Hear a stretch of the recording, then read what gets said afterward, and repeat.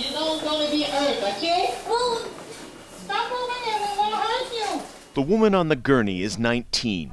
The guards wearing armor, the shield she's pinned down with, the restraining straps, Ashley Smith knew them well. She was mentally ill, seen as disruptive, and often roughly handled and restrained.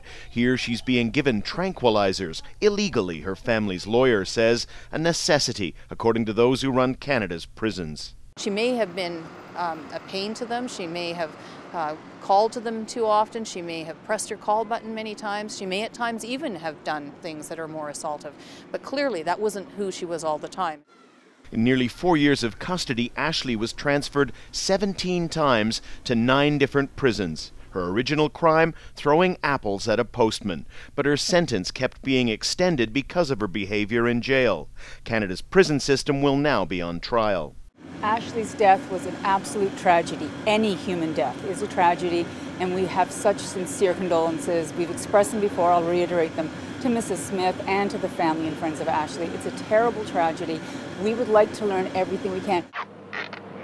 On this flight to a new prison in 2007, Ashley's arms are bound with tape. Again, that's illegal.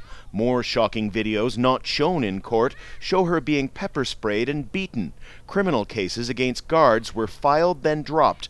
The legal battle to get this inquest began 5 years ago. We judge the civility of this nation by the state of its prisons.